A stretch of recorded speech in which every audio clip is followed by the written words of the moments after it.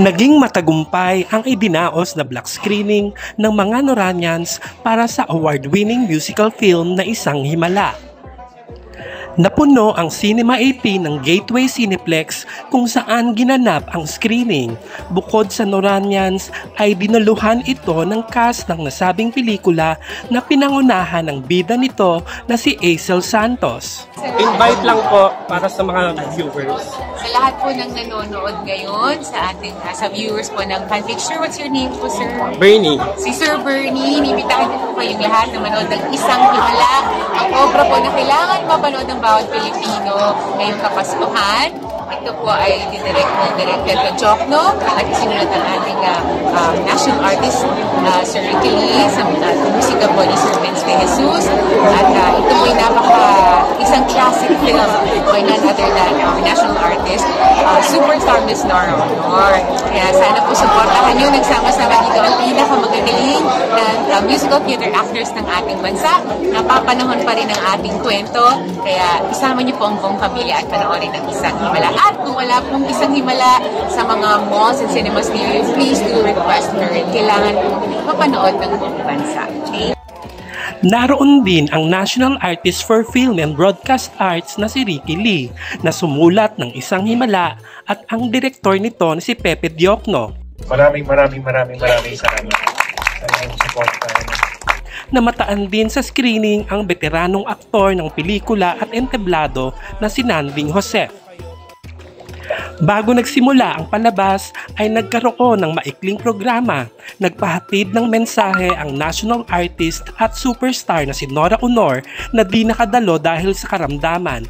Umawit din ang cast ng isang pyesa mula sa pelikula bago nagsimula ang screening.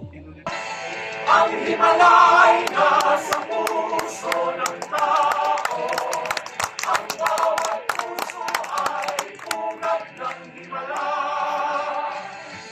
Ang himalay nasa puso ng tao, ang bawat tao ay ugat ng himala. Isang malakas na palakpakan nang matapos ang pelikula at pinuri ito ng mga nanood. Hindi ito yung remake na musical na talagang tumapat doon sa original. Actually, nag-upgrade pa nga eh. Galing, upgraded nung una. Basta, hindi, speechless. Sobrang galing. Wala akong masabi.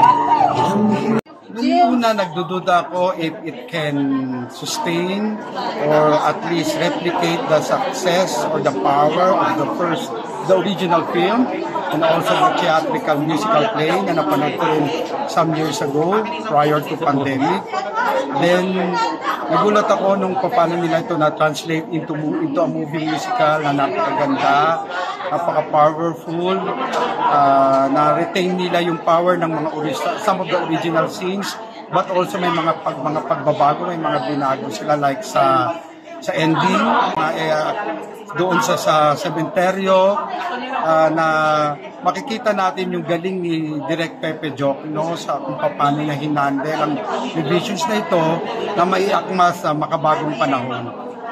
Napakagagaling ng mga performances ni Aisel, nila David Ezra, ni Vito Inescalante, lalong-lalo na si Nimia na ginampanan ni Kaki Chodoro na talaga namang super revelation, talagang pang-award itong kanyang performance.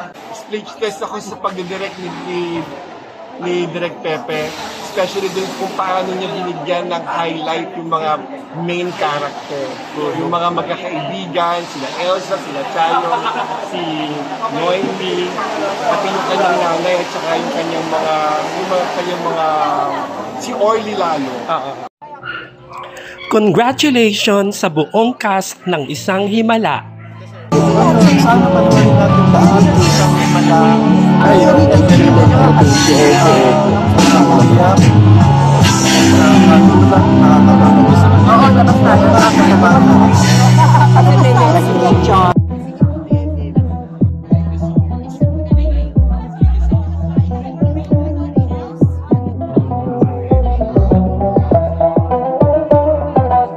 Maraming salamat sa panonood at hanggang sa muli.